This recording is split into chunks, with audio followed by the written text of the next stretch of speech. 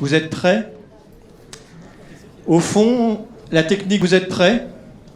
C'est OK? Tout le monde... Eh bien, bienvenue. Bienvenue au Théâtre de Midi. Nous allons y venir. Les salariés d'entreprise Teractem vont vous présenter quelques scénettes pour vous parler de l'entreprise libérée. Avant d'arriver à leur présentation, encore 2-3 minutes d'attente, sachez que cette rencontre de ce midi est croquée par Emmanuel Certain, qui au fond, vous le voyez, il est éclairé. Emmanuel Certain est facilitateur graphique. Il a une forte expérience du management et de la gestion d'entreprise.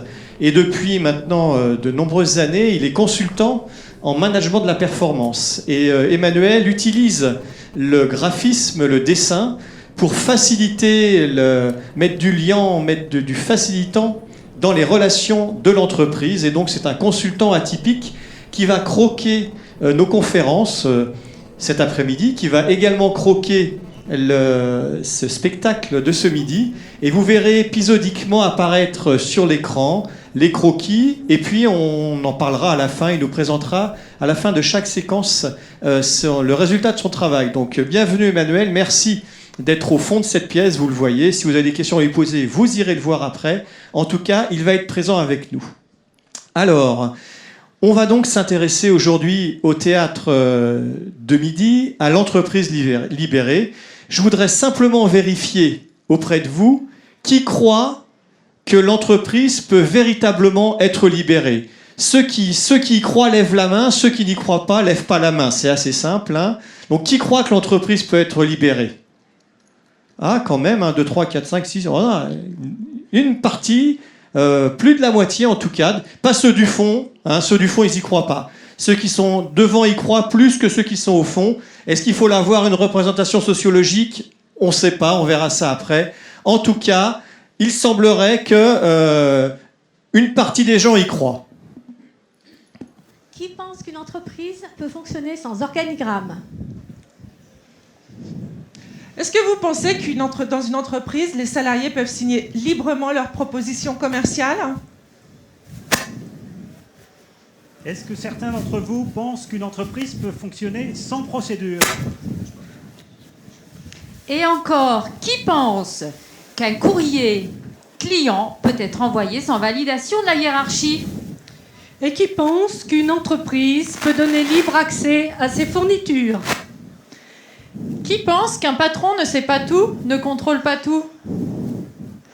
Au Théâtre de Midi, les salariés de Teractem vous proposent quelques scénettes qui sûrement vont vous rappeler quelque chose.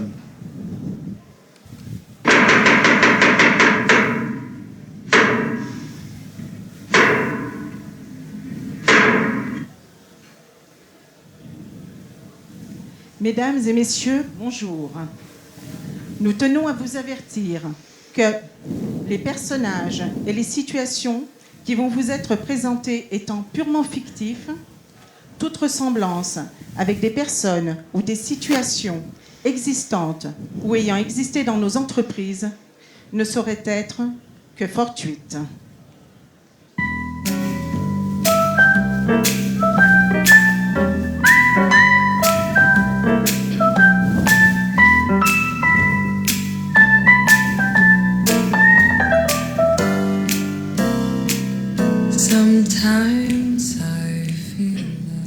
Pour commencer, Isabelle la Nouvelle doit faire signer un contrat.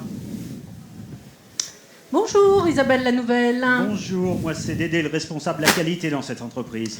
Alors, tu sais, j'ai un contrat à faire signer, mais je suis un peu perdue, je sais pas comment m'y prendre. Est-ce que tu peux m'expliquer? Mais pas de souci, t'as trouvé la bonne personne, hein. Au niveau des contrats, alors il n'y a pas de problème, hein. L'année dernière, pas plus tard que l'année dernière, on a élaboré une petite note, hein.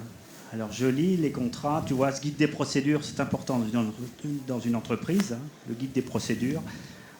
Contrat, page 370, voilà. Ah oui, je vois. Tous les renseignements à mettre dans le contrat, les personnes à rencontrer, le coup de tampon à mettre, important ça, le coup de tampon, hein. Oui, je comprends. Et puis surtout l'endroit où il faut signer, hein. Tout est indiqué dans ce petit guide des fournitures, guide des procédures, hein. Donc tu vas rencontrer en fait le chargé d'opération qui a élaboré le contrat, le chef de service, qui lui contrôle un petit peu ce que fait son chargé d'op, Oui. normal, la directrice financière, D'accord. tu comprends bien que Oui. les sous, ça l'intéresse, Oui, bien sûr. puis enfin tu termineras par la directrice générale. D'accord. Donc tu Très bien. comprends, il faut mettre des règles en matière de contrat, sinon dans l'entreprise, c'est la bérésina. Oui. Je te laisse voir avec Gaston. D'accord. Je te remercie. Hein. Bonjour, Isabelle la Nouvelle. Vous avez lu mon contrat? Alors, pas encore. Bon, il est là. Je vais le vérifier. Alors, c'est moi qui ai ramené le contrat, donc il faut que je vérifie tout. Et puis après, je le fais passer au chef de service. D'accord, merci. Bon, ça a l'air pas trop mal. Bon, en même temps, j'en ai 3 qui vont signer derrière. Là, j'ai pas trop le temps. Allez, validé.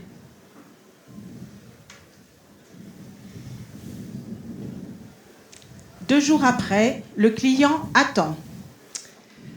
Bonjour, Isabelle la Nouvelle. Bonjour, Clarisse, chef de service. Vous avez lu mon contrat parce que je suis relancée par mon client. Alors, le contrat, il est là. Il faut que je lise attentivement. Le client devra attendre Isabelle. Parce que vous savez, je dois contrôler ce que fait mon chargé d'opération. C'est la règle ici. Et Isabelle, vous serez tenue informée de la suite. Merci, au D'accord. revoir. Merci. On va savoir qui est le chef ici. Alors, oh, bon sang, qu'est-ce qu'on en a des choses à signer dans cette boîte, c'est incroyable. Et dire qu'il y a encore 2 directeurs après moi pour signer cette proposition. Une semaine plus tard, le client attend encore. Bonjour, Isabelle la Nouvelle. Bonjour, Bérénice, la directrice financière. Vous avez lu mon contrat? Non, je n'ai pas encore lu votre contrat, mais je vais l'examiner et je vous tiendrai au courant pour la suite. D'accord, merci. Oh là là, mais qu'est-ce que c'est que ce contrat? La construction d'une école. Mais qu'est-ce que j'en sais, moi? Combien de temps il faut construire une école? Bon, puis après tout, il y a un directeur général, on va signer.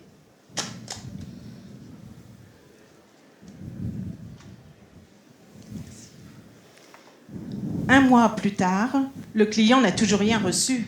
Bonjour, Isabelle la Nouvelle. Marie-Chantal, la directrice générale. Enchantée. Enchantée. Que puis-je faire pour vous? Vous avez lu mon contrat? Votre contrat, de quoi s'agit-il? C'était sur la construction d'une école. Ah oui, effectivement. Non, je suis désolée, je n'ai pas encore pris connaissance du contrat. Je vous fais signe dès que c'est fait? D'accord, Merci. Alors, ce contrat, comme je suis la directrice générale, il faut que je me porte garante de tout bien observer. Bon, je vois qu'ils ont tous déjà bien validé le dossier. J'en ai beaucoup. Allez, c'est validé. Bon, alors si je comprends bien, dans cette procédure, il y a un chargé d'opération, un chef de service, ensuite un directeur financier et puis un directeur général. Donc je suis sûre que mon contrat est bien signé. Mais où est le client dans tout ça? Voilà, c'est ce qu'on appelle la théorie du parapluie. Oh putain.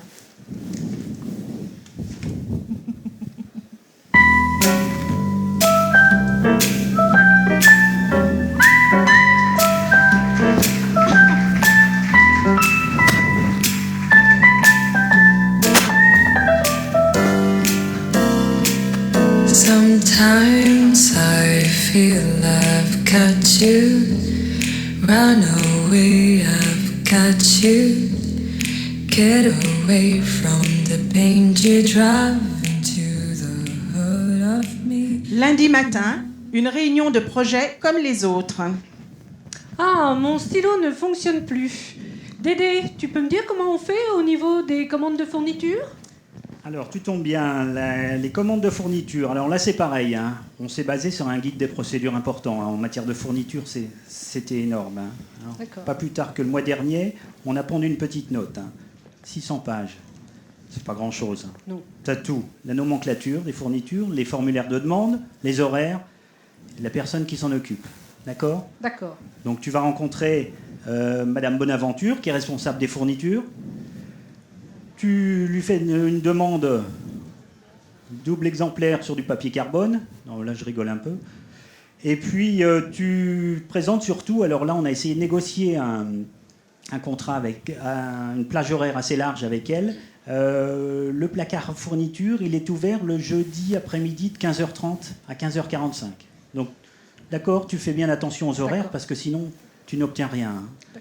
C'est important en matière de mettre des règles et des contrôles en matière de fourniture. Oui, tu as raison. Sinon, dans l'entreprise, ça part en déconfiture. Je te laisse voir avec Madame Bonaventure. Hein. D'accord. Donc, je pense qu'on va devoir reporter la réunion parce que je n'ai pas de fourniture de rechange. Hein. Bon, je vous envoie un email. Hein. Ça marche. Merci, Isabelle. Jeudi, 15h30.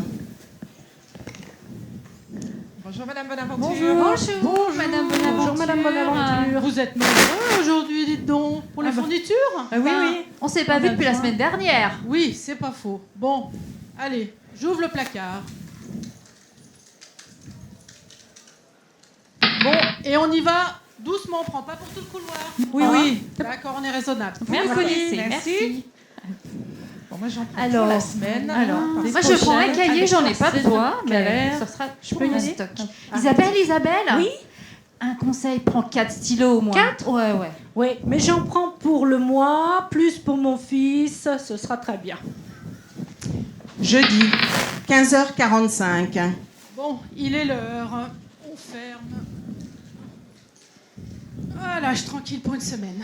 Ah, Madame Bonaventure. Oui, qu'est-ce qui vous arrive? J'ai oublié un dossier à sangle pour le dossier de mon client. Ah, Vous mince. pouvez pas rouvrir votre armoire? Ah non, c'est pas possible. C'est pas possible. Hein. Ben non, vous savez, ici, il y a des règles. C'est très important de respecter la procédure et les règles.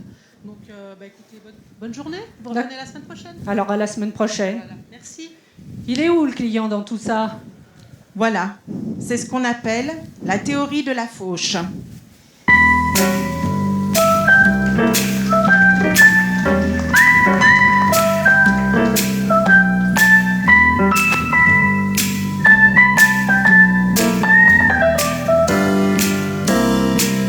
Sometimes I feel La procédure de pose des congés. Ah, Dédé. Bonjour Isabelle. Bonjour, Dédé. Qu'est-ce qui t'amène aujourd'hui? J'ai des congés à poser pour cet été, mais je sais pas trop comment on fait. Tu peux m'expliquer? Des congés. Ah bah alors là c'est pareil, tu tombes sur la bonne personne. Parce que pas plus tard que l'année dernière avec le directeur, on a pondu une petite note. Je crois que c'est là, tu vois, à la fin du guide des procédures. Tu D'accord. connais ce guide des procédures? Oui, je l'ai appris par cœur. 228 pages sur cette petite note. Hein. Assez simple, hein, Oui. tu vas voir. Rien que pour les congés d'été, il a fallu mettre des règles, hein, parce que sinon il y avait des dérives. Hein. Les congés d'été, alors tu poses ta demande auprès du chef de service au mois de novembre. Hein. Tu retiens D'accord. bien le mois de novembre, hein, Oui. c'est important. Mois de décembre, il regarde ça. Mois de janvier, il réunit son équipe pour voir avec eux en fonction des plans de charge et tout ça. D'accord. Il transmet ça au directeur. Au mois de mars, le comité de direction se réunit. Il valide en fait les congés. Et à peu près à Pâques, tu as déjà ta réponse pour les congés d'été. C'est assez simple. Oui. Tu comprends, en matière de congés, il a fallu mettre des règles. Sinon, c'est la curée dans l'entreprise. Allez, je te laisse voir pour la réunion. Hein. D'accord. Merci, Dédé. Novembre, première réunion, pose des congés. Bon, alors avant la fin de la réunion, j'aimerais aborder avec vous les congés pour cet été. Donc j'aimerais savoir qui est-ce qui est disponible du 1er au 17 août, parce que j'ai vraiment besoin de quelqu'un pour gérer un dossier. Janvier, seconde réunion, pose des congés. Je suis désolée, mais il faut absolument que je revienne sur les congés. J'ai besoin d'une personne disponible début août. Quelqu'un est disponible à cette période? Avril, réunion, pose des congés, troisième version. On est en avril, c'est le moment de finaliser les congés. Donc j'aimerais savoir qui sera disponible début août pour être à l'entreprise et gérer mon dossier. Isabelle, Oh la non. nouvelle, je suis désolée, mais comme vous êtes la dernière arrivée, je vais être obligée de vous demander de rester début août. Mais mon mari a posé 15 jours. J'aurais voulu partir avec lui. Hein. Je suis vraiment désolée, mais vous pouvez y aller, les congés Merci. sont planifiés. Ouais, les vacances, c'est pour nous. Ah, j'avais une journée à changer pour mes congés de Pâques. Je peux? Non, Isabelle, vous comprenez, on ne peut pas changer les congés comme ça, c'est tout bloqué. Dès qu'on change une date, après ça perturbe tout. Je suis vraiment désolée, Isabelle. Bonne journée. Bonne journée. Voilà, c'est ce qu'on appelle la théorie du chaos. Moi, je pense que je vais aller dans une entreprise libérée.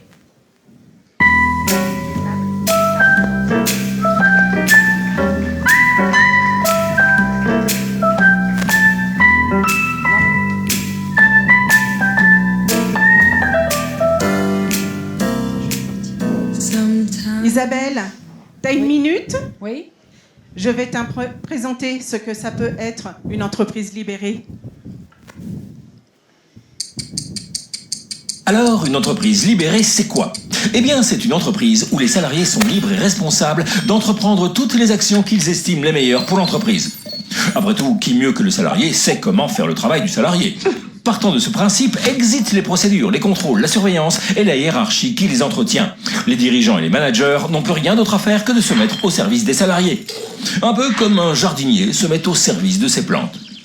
Bon, évidemment, pour que cette absence de hiérarchie ne devienne pas l'anarchie au bout de 10 minutes, ça demande une vision d'entreprise exaltante, que chacun s'approprie, quelques règles de savoir-vivre, et aussi de la part du dirigeant, un peu de travail sur son ego. Voilà ce qu'est une entreprise libérée. Alors maintenant, sachant qu'en plus d'être des références en termes d'épanouissement au travail, ces entreprises surperforment, et ça quel que soit le secteur d'activité ou le continent, forcément ça fait réfléchir. Mais là, c'est la fin. Bonjour, je m'appelle Axel. Je suis la directrice adjointe de la société Teractem. J'espère que mes salariés ne vous ont pas trop importunés. Depuis 2 ans, je ne les tiens plus. En effet, il y a 2 ans, nous avons décidé de changer le mode de fonctionnement de l'entreprise. Nous sommes passés d'une société commandement et contrôle à une société agile et responsabilisante, dans le mouvement des entreprises libérées. Pourquoi? C'est l'objet de ma présentation.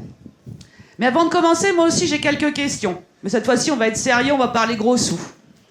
Combien nous coûte le turnover? La personne part, il faut recruter, il faut intégrer, il faut former, et je ne vous parle pas de la désorganisation liée au chevauchement qui est rarement optimale. Combien nous coûte l'absentéisme? Les études montrent que 1 point d'absentéisme, c'est 0,3% de la masse salariale. Pour une entreprise de 30 personnes, c'est 30 000 € par an. Combien nous coûte l'augmentation des accidents du travail, due à l'augmentation des cadences? Fenwick en a fait les frais. Ils ont optimisé au maximum les gestes et les mouvements des ouvriers dans l'usine. Résultat, 25% d'accidents du travail en plus. On pense que l'ouvrier est un sportif de haut niveau qui va être à fond tout le temps. Et qu'est-ce qui arrive aux sportifs de haut niveau? Ils se blessent. Et nous, chez Teractem, on a fait un rêve. On a fait un rêve à la Martin Luther King. Nous avons rêvé de salariés engagés, fiers de leur entreprise, capables de prendre des initiatives face aux situations imprévues, motivés, performants, qui collaborent dans l'intérêt du client. Des salariés innovants et qui privilégient l'intérêt de l'entreprise avant leur propre intérêt. Nous avons fait un rêve d'une société où il fait bon vivre, où chaque collaborateur est heureux, fier de sa fonction, se sent utile et reconnu pour sa contribution à la réussite de l'entreprise. Nous avons rêvé de salariés capables de venir au salon Progiciel du TESAM pour vous montrer comme ils sont fiers de leur société et engagés pour sa réussite. Des salariés qui sont capables de prendre sur leur temps libre pour venir vous donner envie. Le monde des bisounours, quoi. Le monde où l'homme est bon. Et si le rêve prenait réalité? Alors, comment tout a commencé? Il y a 2 ans, avec André le directeur, nous avons eu une révélation. Nous avons lu 2 livres. Liberté et compagnie, d'Isaac Getz, et L'entreprise qui croit que l'homme est bon, la formidable histoire de la société Favi. Et on s'est dit, mais c'est tellement évident, et on ne le fait jamais. On pourrait résumer notre philosophie de management à cette vieille feuille de papier froissé. C'est une citation de Clarence Francis, le directeur de General Food, dans les années 40, c'est pas tout jeune, je ne l'ai pas trouvé en informatique. Je peux vous la traduire.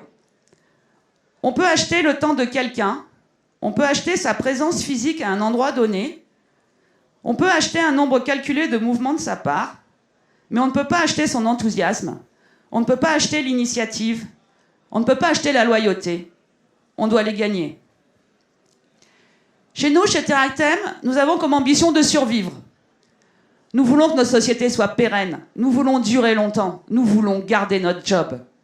Et nous sommes convaincus que pour atteindre cet objectif, comme le dit Darwin, les espèces qui survivent, ce ne sont pas les espèces les plus fortes, ni les plus intelligentes. C'est celles qui s'adaptent le mieux au changement. Et la survie exige, chaque jour, la moindre parcelle d'intelligence. Et nous, qu'est-ce qu'on fait dans les entreprises? Eh ben, on pense à la place du salarié. Comme Taylor nous l'a préconisé, on leur demande de laisser le cerveau à l'entrée de l'usine ou de l'entreprise. Hein, ils payaient des cadres et des ingénieurs pour ça. Par contre, dès que les salariés sortent de l'entreprise, on trouve ça tout à fait normal qu'ils élèvent des enfants, qu'ils gèrent des budgets, qu'ils contractent des prêts bancaires, qu'ils votent pour le président. Nous pensons que c'est des voleurs et on met les fournitures sous clé. Nous pensons que c'est des feignants et on met en place des pointeuses. Nous pensons qu'ils sont irresponsables et nous validons leur congé et nous faisons des signatures multiples pour contrôler tout ce qu'ils font.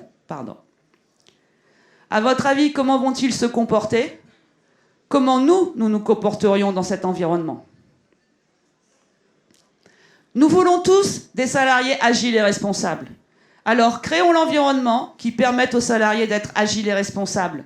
Créons une entreprise agile et responsabilisante. Parce que nous sommes convaincus que l'homme est comme on le considère.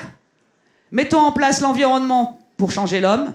Changeons l'environnement pour que les hommes et les femmes de l'entreprise se motivent tout seuls. La seule personne qui est capable de se motiver, c'est soi-même. Et on l'a tous vécu. Dire à quelqu'un, t'es pas motivé, il faut que tu te motives, ça sert à rien. Et on le voit tous les jours avec nos enfants. Combien de fois on leur dit, range ta chambre. Combien de fois on leur dit, il faut travailler à l'école. Comme le jardinier qui ne touche jamais la fleur directement et qui s'assure d'avoir simplement la bonne lumière, la bonne eau, les bons minéraux. Chez Teractem, nous essayons de mettre en place tout l'environnement nécessaire autour des salariés pour qu'ils se motivent tout seuls. Au début de ma présentation, je me suis présentée comme la directrice adjointe. C'est vrai, j'ai été embauchée avec ce titre. Aujourd'hui, j'aime à dire que j'étais promue apicultrice avec un H.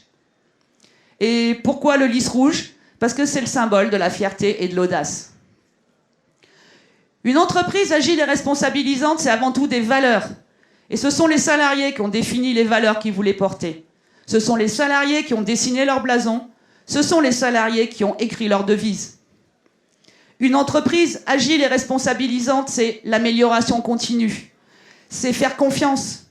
C'est le droit à l'erreur. C'est l'entraide. C'est l'équité. Une entreprise agile et responsabilisante, c'est enlever les petits cailloux. Vous savez, ça fait pas très mal, c'est pas très gênant, mais en fin de journée, on n'en peut plus. Une entreprise agile et responsabilisante, c'est supprimer tout ce qui entrave l'initiative des salariés.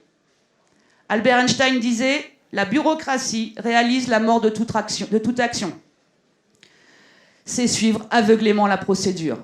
Et comme dans le film Brasil, où, à cause d'un moustique, une erreur de frappe engendre des situations qui s'enchaînent tout aussi stupides les unes que les autres. Comme certains accusés au procès de Nuremberg, qui pour justifier leur acte ont dit « J'ai juste suivi la procédure ». Alors toutes ces procédures, combien on en a écrit? Combien sont à jour? À qui servent-elles vraiment?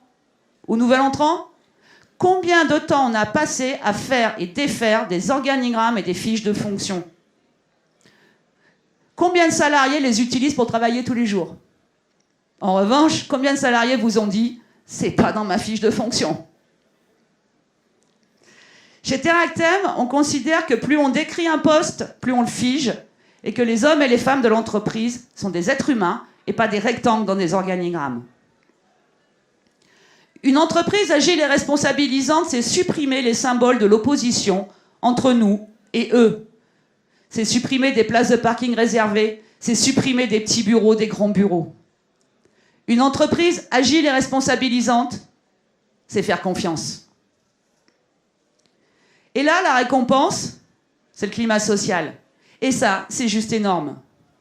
La récompense, c'est une salariée qui fait l'ascension du Mont Blanc au printemps et qui se prend en photo sur le toit de l'Europe avec le logo de l'entreprise.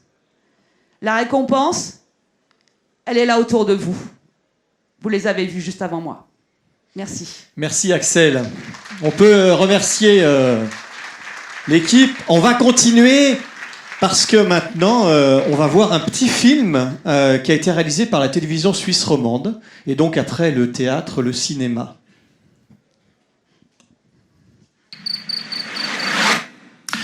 Bonsoir, bienvenue à tous. On les appelle les entreprises libérées. C'est un management qui fait sauter les hiérarchies traditionnelles Plus de responsabilités aux employés, moins de petits chefs, et forcément, eh bien, ça marche mieux. La France a une longueur d'avance. Reportage Corinne Portier. Open the hose!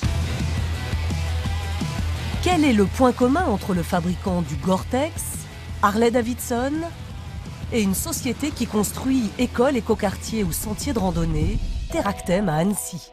Ces 3 entreprises se sont libérées. À première vue, rien de spectaculaire. Pourtant, ici, tout a changé il y a 2 ans, quand la directrice adjointe et le directeur sont tombés sur 2 livres, les Bibles du patron libérateur. Depuis, une vingtaine d'exemplaires circulent dans les étages. C'est révolutionnaire parce qu'avant, on était une entreprise classique, où on attendait un peu la liste des courses tous les matins, où on attendait que son chef donne les directives et valide ce qu'on faisait. Donc, quelque part, on n'utilisait pas notre cerveau. Et aujourd'hui, on a remis le pouvoir de faire aux personnes qui font. C'est-à-dire qu'on se dit que c'est ceux qui font qui savent. Et on essaie d'utiliser les 60 cerveaux de l'entreprise. Plus de hiérarchie, de contrôle, ni de validation systématique par un supérieur. Désormais, cadre qui veut, seul compte le résultat pour le client. Pour acheter des terrains ou planifier des aménagements urbains, chacun s'organise comme il veut, horaires et vacances comprises. Quant aux privilèges, tout s'abolit. Accoudoirs, places de parking et voyages en première ne sont plus réservés à quelques-uns. Même les primes des chefs ont sauté. La sueur de chacun vaut le même prix. Le salaire paye la performance et après on se partage les résultats. Donc même intéressement pour une assistante ou pour le directeur? Exactement, c'est le même intéressement. Vous y avez perdu de l'argent? Ah bah oui. Enfin moi perso, oui. Et alors? C'est pas grave, c'est plus juste.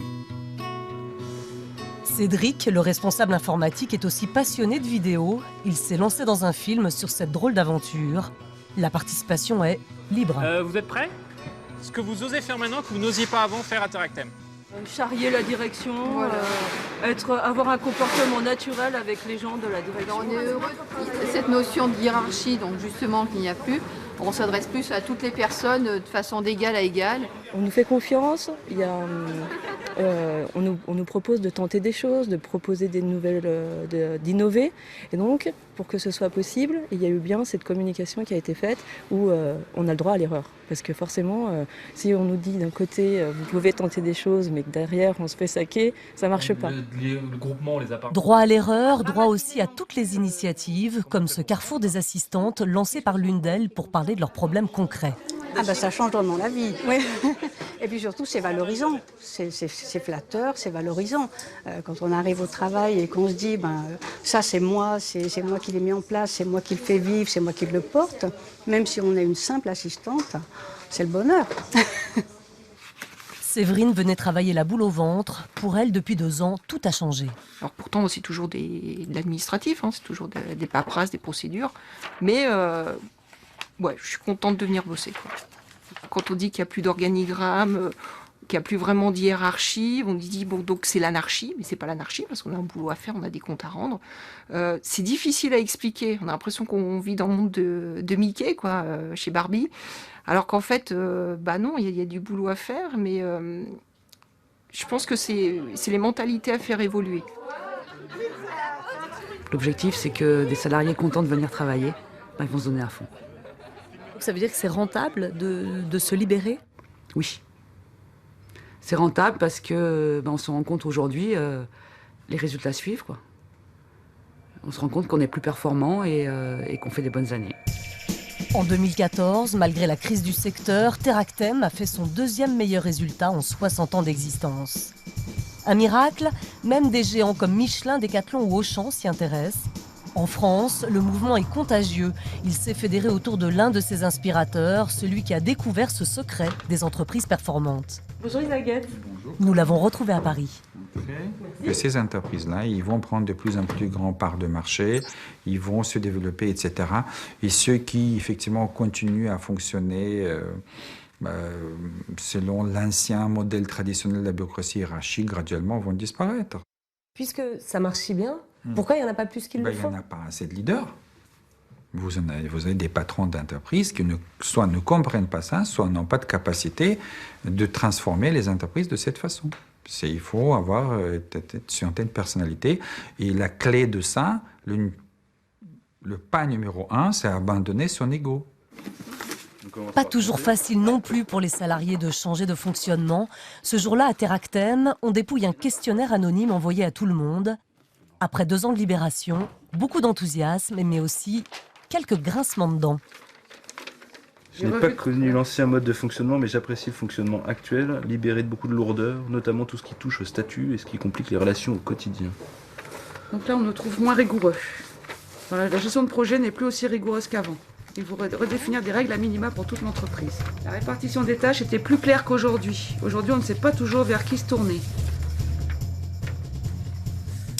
Corinne Portier, bonsoir. Bonsoir. Alors, à les entendre, ça ne fait pas l'unanimité. Ah bah, faut dire que c'est pas évident de s'adapter à un changement aussi radical quand on est habitué à être contrôlé. Alors, en général, on estime qu'il y a à peu près 20% des salariés qui adhèrent spontanément, ça correspond à leur manière d'être. Il y en a 5 à 10% qui sont réfractaires ou qui jouent pas le jeu.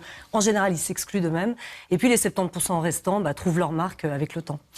Pour éviter toute confusion, donc les entreprises libérées, c'est pas l'autogestion des années 70. Ah oui, alors l'entreprise libérée, c'est ni l'autogestion à la mode yougoslave sous Tito, ni la coopérative. En fait, le patron reste le patron, le capital ne change pas de main, c'est juste une autre façon d'organiser le travail en faisant confiance aux salariés. Mais le patron, on l'a bien vu dans le reportage, il doit lâcher aussi, il doit lâcher une partie de son ego, de ses privilèges, etc. C'est quoi son rôle dans ces entreprises libérées ? Je dirais que le patron, c'est un peu comme les salariés, il doit retrouver en fait un nouveau rôle. Alors, de manière générale, le patron reste le patron, donc c'est lui qui définit la stratégie, qui définit l'objectif. En langage libéré, on dit qu'il fixe le pourquoi et que c'est aux salariés de déterminer le comment. Il y a certains patrons libérateurs qui disent que eux, leur rôle, c'est d'être au service de leurs salariés. D'ailleurs, Axel Milosevic, qu'on vient de voir dans le reportage, elle est directrice adjointe de Teractem officiellement, mais elle se présente comme apicultrice avec un H, c'est-à-dire chargée de créer et d'entretenir un environnement de travail optimal. Combien d'entreprises libérées en France ? Entre 50 et 100 dans tous les secteurs, tous les types d'activités et de toutes les tailles. Ça va jusqu'à plusieurs centaines de salariés. Merci pour ce film très intéressant. Axel, on les a vus passer rapidement. Qu'est-ce qu'il existe comme entreprise libérée en France ? On va juste regarder rapidement pour se faire une idée. Ah, on a une petite interlude. Une petite interlude d'Emmanuel. Alors de connus, aujourd'hui, il y en a une centaine. Je dis bien de connus parce que je pense qu'il y en a sûrement qui le font sans le dire, sans se montrer. On voit un peu toujours les mêmes à la télé. Il y a tout secteur d'activité. Favi, c'est la plus ancienne qui a démarré dans les années 80. C'est une fonderie sous-traitant de l'automobile. Donc c'est vraiment de l'industrie. Chronoflex, vous voyez à la télé, on voit souvent son patron. Il répare des flexibles sur des engins de chantier. Donc c'est des gars dans des camions qui circulent dans toute la France. Le groupe Poult qui fait des biscuits pour les marques distributeurs, pour les supermarchés. Ils sont à peu près 800. Imatec, c'est un centre de relations clients, aussi à Nantes, 300 personnes. Gore-Tex, ils ont une usine en France, mais donc c'est l'entreprise Gore, de tout ce qui est vêtements. Proboniov, c'est un laboratoire pharmaceutique. Ils cultivent des bactéries, donc très réglementé. Donc c'est un secteur très réglementé où ils arrivent quand même à faire des choses super intéressantes. Site conseil des informaticiens, c'est possible pour vous aussi. L'IPI, c'est une usine de clôture, des portails ou des clôtures. Et puis aujourd'hui, le gros qui a basculé depuis 2 ans, c'est Michelin. Maintenant, ça va être long. Ils sont 120 000. Il y a 120 usines, en fait. Ils en ont basculé 6. D'accord. Merci, Axel, pour ces précisions.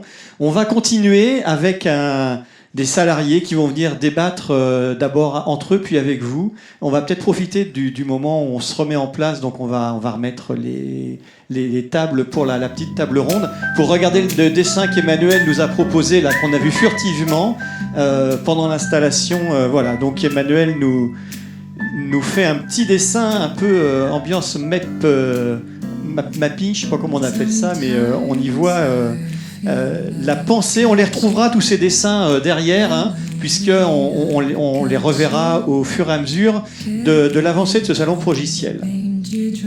Prenez le temps de le regarder.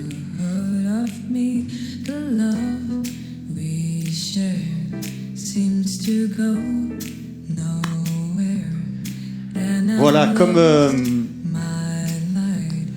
il nous semblait intéressant, merci en tout cas à toute l'équipe là, d'avoir préparé ce moment avec ces spectacles. Vous les reconnaissez, c'est ceux qui ont joué tout à l'heure. Ils vont venir nous parler maintenant un petit peu de leur expérience d'entreprise libérée vécue par les salariés.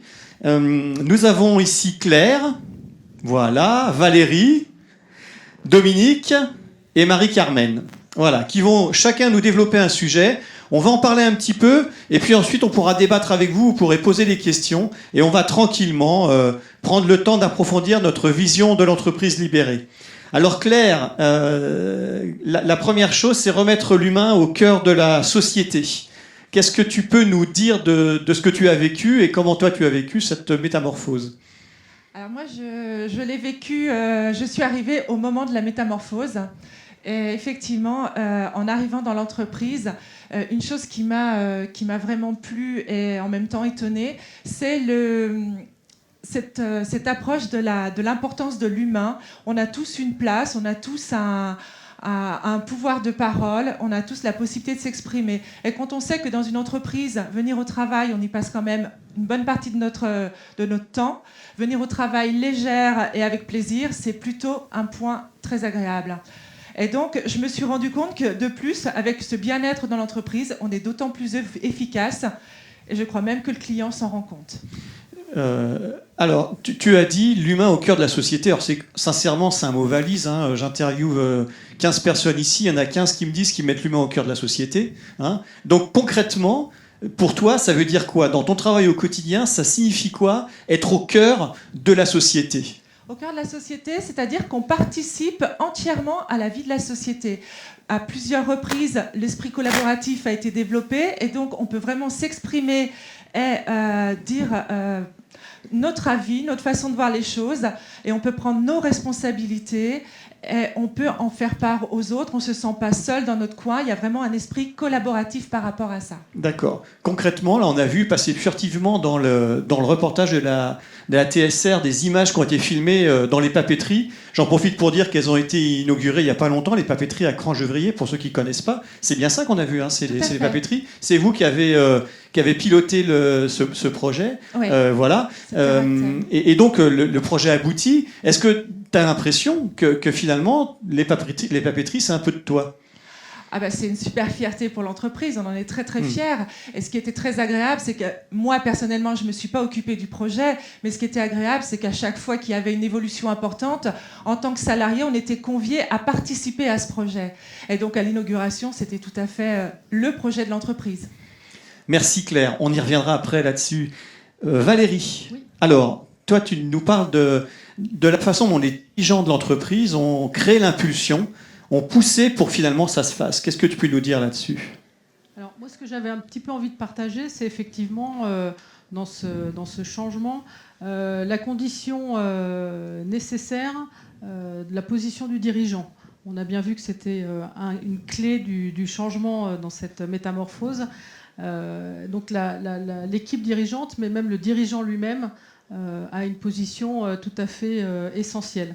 Alors elle n'est pas suffisante, mais s'il n'y a pas un réel déclic et une vision, j'ai envie de dire, une vision, mais une vision sincère, et ce qu'il ne faudrait pas, c'est que ça devienne du marketing ou un phénomène à la mode, hein, puisqu'on commence à en entendre un petit peu parler.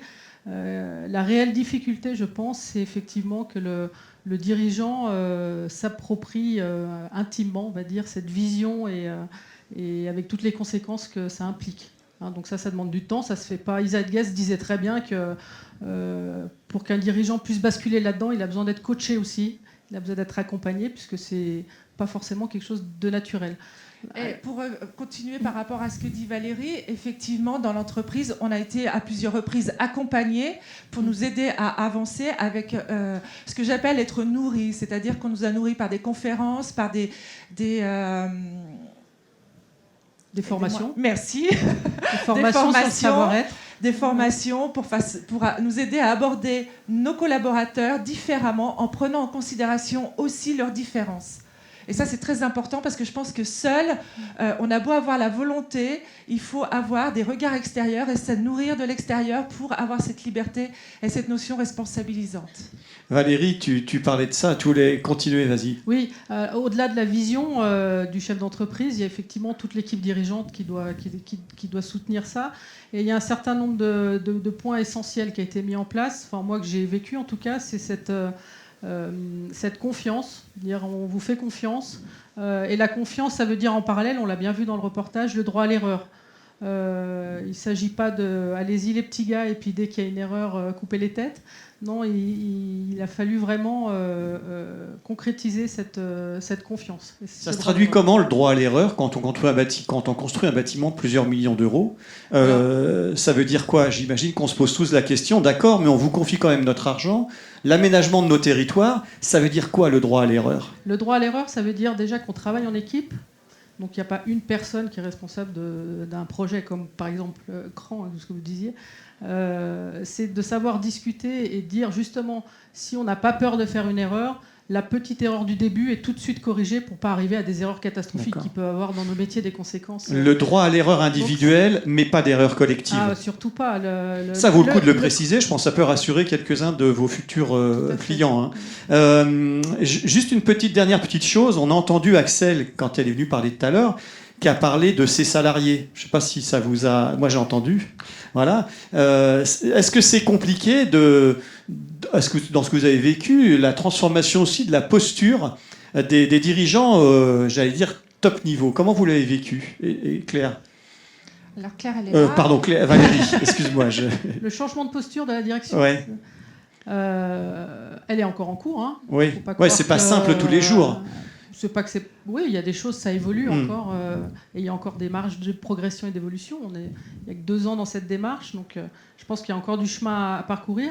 Isaac Getz comparait ça avec une grimpée, ce qui nous parle en Haute-Savoie, hein, une grimpée à un sommet avec au départ un camp de base, des camps, des stops intermédiaires. On va dire qu'on est au premier camp de base, hein, au deuxième. Allez, on a monté d'un cran, mais on n'est encore pas au sommet, hein, loin de là. Donc, par contre, les changements très concrets, c'était par exemple l'accès à toute l'information, la transparence totale sur les chiffres, donc le directeur vient nous présenter en réunion régulièrement les chiffres de l'entreprise, le commercial, ce qui avance, ce qui est gagné, pas gagné, pourquoi. Enfin voilà, la transparence est, je pense, aussi un élément important dans le partage et la confiance des salariés. Voilà, tout à fait. Bien, merci Valérie. On va en reparler un petit peu tout à l'heure. Dominique. Alors Dominique, tu voulais nous parler du mode coopératif et à partir du mode projet coopératif, collaboratif plutôt, en partant d'une mission, donc en deux minutes, hein, tu nous parles un peu d'une mission pour éclairer un peu cette question. Oui, alors effectivement, moi je voulais apporter un petit éclairage en fait sur le mode projet, effectivement le mode collaboratif. Hein. Il faut savoir que nous, les projets à Teractem, c'est au cœur de nos métiers. Donc je voulais juste relater ça à travers une petite expérience qu'on a eue, pas plus tard qu'il y a 2 ans, en fait, une mission qu'on suivait depuis une dizaine d'années pour un gros client qui a complètement périclité, en fait, hein, qui reposait essentiellement sur une personne qui pilotait tout, qui gérait tout, qui avait la plus grosse partie de l'information et qui, en plus, au sein de l'équipe, avait un mode d'organisation totalement opposé à ceux qui étaient dans cette équipe. Hein. Marie-Carmen en fait partie, moi-même en faisais partie, on pourra en témoigner tout à l'heure. Et du coup, cette personne est partie et on s'est retrouvés comme ça, le bec dans l'eau. Il a fallu qu'on remonte en fait une équipe en fait commando pour notamment, et là on rejoint le message du dirigeant, c'est-à-dire qu'André au départ est parti avec l'objectif principal. Il nous a dit il faut absolument retrouver la satisfaction du client, il faut lui redonner la confiance. Donc là-dessus, on a monté une équipe avec des profils tout à fait complémentaires, des gens qui travaillaient au service ressources-gestion, des informaticiens, des gens qui travaillaient au niveau de la cartographie, en fait, etc. Je vous passe les détails. Mais enfin, au moins, où chacun pouvait jouer sa partition. Et c'est ça qui a fait la synergie, en fait, dans cette équipe, qu'on a pu remonter, on a pu renflouer en fait cette mission qui battait vraiment de l'aile. Et à la fin, c'est vrai que ça a été une satisfaction pour tous parce qu'on a pu remonter ce projet. Le client, au final, était satisfait. Les collectivités locales avec lesquelles on travaillait ont été rassurées. Et en interne, il y avait une ambiance du tonnerre. Chacun a pu donner le maximum parce que, justement, le cadre s'était élargi. On avait un objectif, mais au cœur, il y avait l'équipe projet qui pilotait. Le pouvoir, en fait, quelque part, est descendu. le fait d'avoir bousculé en fait la hiérarchie, d'alléger les contraintes, d'élargir le cadre, le pouvoir est redescendu en fait sur l'équipe projet. Et c'est du coup le mode collaboratif, le mode projet, à travers cette mission qui nous a totalement mobilisés, mais qui a permis à la plupart d'entre nous de... Enfin, moi, personnellement, qui m'a permis de m'épanouir énormément, parce que j'ai pu donner ma juste mesure et vraiment accompagner cette équipe. J'ai joué ma partition, j'ai senti qu'on me faisait confiance, on en parlait tout à l'heure, et de ce fait-là, ça a donné un résultat assez intéressant. Marie-Carmen, peut-être. Marie-Carmen, tu veux dire 2 mots là-dessus? Oui, Elle était dans l'équipe. Alors moi, j'ai vécu, donc j'ai travaillé avec Dominique sur ce projet. Moi, je l'ai vécu en 2 saisons, on va dire. La première, la saison 1, c'était la saison où donc, il y avait cette personne qui gérait seule le dossier. Donc j'avais par à coup des petites tâches à réaliser. Voilà, sans vraiment de lien entre elles. Donc c'était très difficile d'avoir une image du projet et j'avais pas de satisfaction. C'est quoi tu fais quoi Moi quand je suis assistante, excusez-moi. Je suis assistante au sein de Teractem. D'accord, donc tu avais en tant qu'assistante des petites phases du projet. Voilà, des petites phases du projet comme ça un petit peu décousues. Ensuite, saison 2. Donc saison 2, on a fait un virage à 180 degrés. Et là, donc, on a constitué le groupe de travail dont parlait Dominique. Et donc, là, la façon de travailler a beaucoup changé. On m'a pas imposé de venir. On m'a demandé, est-ce que tu veux continuer à travailler ici? Est-ce que tu veux ces responsabilités-là? Et rien n'a eu d'imposé. J'ai dit oui, je veux continuer. Et donc là, je me suis sentie actrice plutôt qu'exécutante en saison 1. Là, j'étais vraiment actrice. J'étais engagée dans ce que je faisais. Et vraiment, ça m'a plu. Et puis, donc, l'alliance de toutes ces compétences, en fait, ça fait que ça fait un groupe de travail où il était plaisant de travailler. Et également, donc, je reviens aussi sur le droit à l'erreur. Donc, on venait régulièrement en revue de projet. On donnait nos problèmes et on trouvait une solution en commun. Mais comme disait Valérie, au tout début. Voilà, on ne va pas attendre 5 semaines ou 5 réunions avant de le dire. On dit tout de suite les problèmes. Tout le monde nous écoute, personne nous juge et on trouve la solution. Et je vais juste poser une question parce que je sens qu'il y a plein de gens qui se la posent. Et si personne ne veut? Tu as dit, chacun fait ce qu'il veut, etc. Enfin, comme on veut, mais pas qui se veut, mais chacun choisit ce qu'il fait.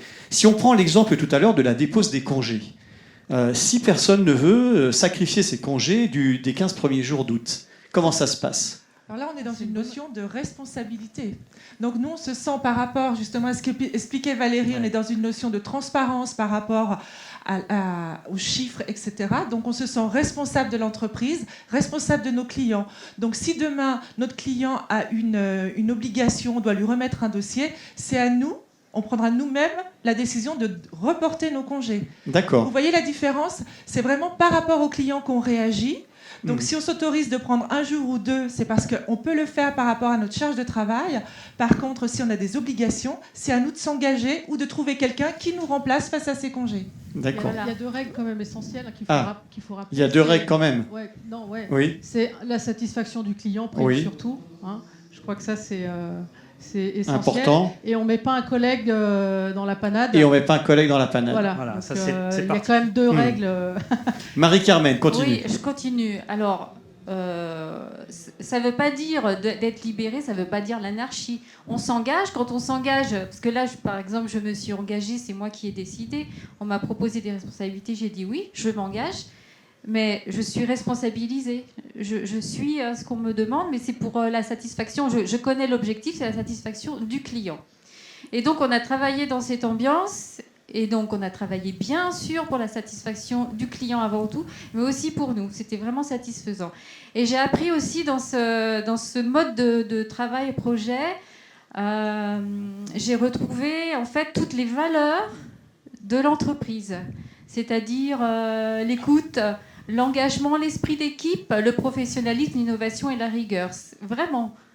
Ensuite, la confiance. La confiance, on a chacun nos tâches, on revient et on fait confiance.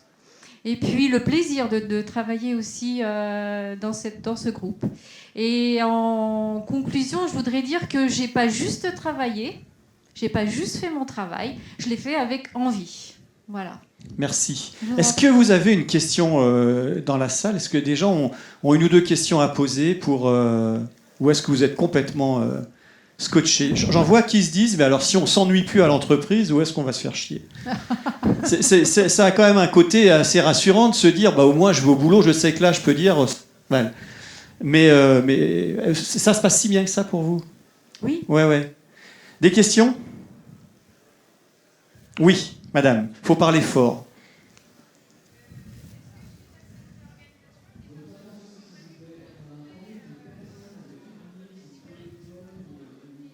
Est-ce que des personnes sont... Je traduis pour ceux qui n'ont pas entendu au fond. Est-ce que des personnes sont parties parce qu'elles ne se retrouvaient pas dans cette entreprise libérée suite à la réorganisation?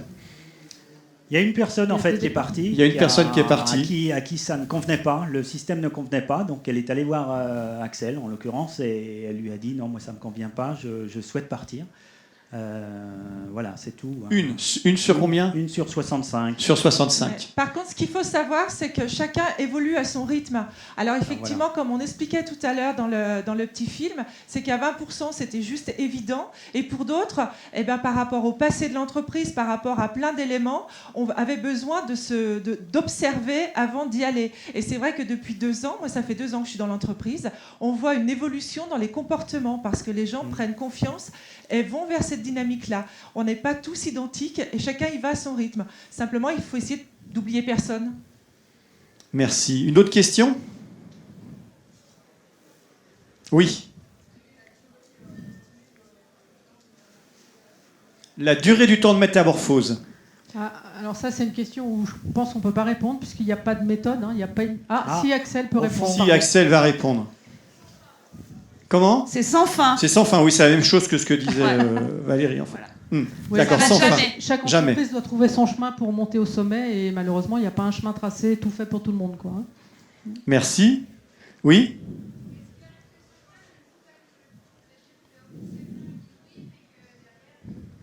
Est-ce que certains ne jouent pas le jeu?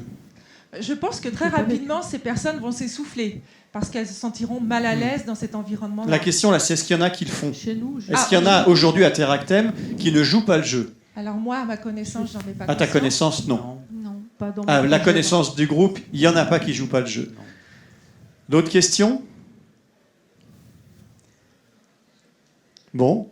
Écoutez, oui, vas-y. Encore deux questions. Vas-y.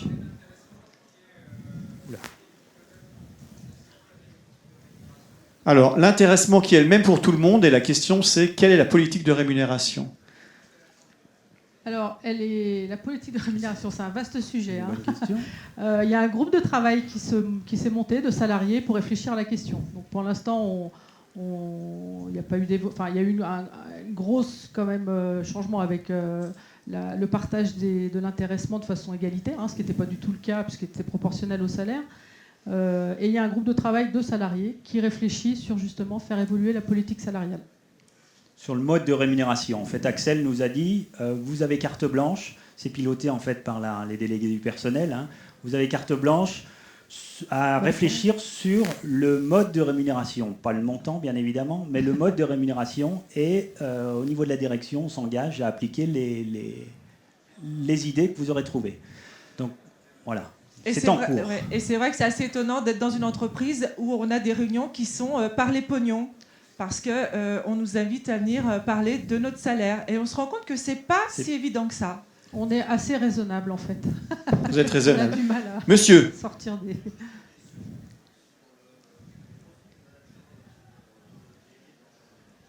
Alors, le profil de manager requis pour rentrer dans cette démarche. En 3 mots. Peut-être Axel pourrait répondre, je ne sais pas. Axel. Tourner vers l'homme déjà, c'est important. Je crois qu'Axel, quand elle est rentrée dans la société, elle s'est aperçue qu'elle s'est dit, c'est une société d'ingénieurs, il n'y a que de la matière grise ici. Il faudrait peut-être remettre l'humain au cœur de tout ça. Donc là-dessus, je crois qu'elle a foncé, elle a foncé sur ce point-là. Alors peut-être ce qu'on peut dire quand on n'est pas manager. Voilà. Oui, c'est intéressant ça, ouais. Ce qu'on attend d'un manager, enfin le changement de management qu'il y a eu, effectivement, on va se répéter, c'est la confiance. C'est-à-dire qu'on peut être dans un projet responsable du projet et dans un autre simple assistante, exécutant, peu importe. Dans la mesure où on n'a plus de casquette, on n'a plus d'apparat du pouvoir entre guillemets. qu'on soit une fois assistante, une fois chef de projet. Il y a pas, s'il y a l'envie de faire et les compétences évidemment en face, hein, c'est pas non plus. Je pense que c'est un peu comme pour le responsable de l'entreprise, le manager, il doit mettre un peu son ego de côté et fonctionner avec l'équipe. Ouais, mettre l'ego de côté. Ça a été abordé, c'est sûrement le plus dur à faire, parce qu'on est complètement dans l'intime dans cette question-là. Hein. Je pense que c'est juste à la fois pour le manager et pour les salariés aussi, parce que c'est aussi confortable d'avoir quelqu'un qui nous dit ce qu'il faut faire et de pas trop s'impliquer. Hein. On l'a vu dans les conférences d'avant. Moi, je voudrais vous remercier. On arrive au terme de cette petite table ronde. D'abord, je voudrais vous remercier tous les 4 d'être venus ici. Tous les salariés de l'équipe de Teractem, on peut quand même, je pense, les applaudir et les remercier.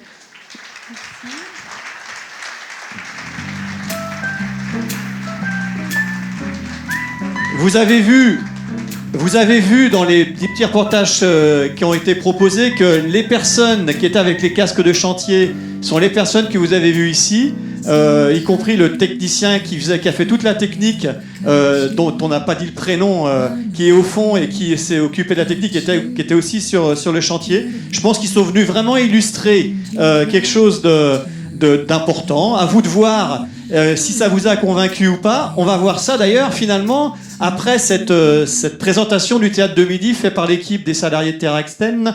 Qui est-ce qui ressort un peu plus convaincu ou encore plus convaincu qu'une entreprise peut se libérer? Juste comme ça, là, à main levée. On a beaucoup plus de monde qu'au début. Hein, ça, c'est un signe. Le rapport de force n'a pas forcément évolué, si ce n'est qu'au fond, on a un peu plus voté oui. Hein, donc voilà, les choses ont gagné la suite. Je voudrais juste proposer à tout le monde de revenir ici, à tous les salariés, toute l'équipe de Teractem, pour qu'on puisse les applaudir et les remercier. Voilà, ils viennent là. Tu viens aussi, Cédric? Non, Cédric reste derrière, il reste en couverture. Voilà, donc merci. Merci d'avoir joué le jeu. Cet engagement est vraiment super. Moi, je trouve ça réjouissant. J'espère que ça vous a intéressé aussi, que ces salariés, que cette équipe vienne vous présenter ça. Merci. Je vous propose de les applaudir encore. C'est comme ça qu'on fait au théâtre. Merci à Emmanuel qui a fait les dessins qui ont été projetés, qui sont ici. On les reverra après. On retrouvera Emmanuel au cours de l'après-midi. Je suis sûr même que tous sont disponibles pour discuter avec vous. Ça tombe bien, vous avez une demi-heure. Le prochain rendez-vous ici dans cet espace plénière, c'est à 13h30. L'humain est-il vraiment au cœur des processus de performance? Le casting a été quand même bien fait parce qu'après Teractem, on va s'intéresser à l'humain au cœur des processus de performance. Donc rendez-vous dans une demi-heure pour cette prochaine conférence. En sortant, n'hésitez pas à appuyer sur les petits boutons pour donner votre point de vue. Ne sautez pas par le fond, sortez par l'avant. Vous appuyez pour dire si vous êtes satisfait ou pas. Merci beaucoup et rendez-vous à la prochaine conférence.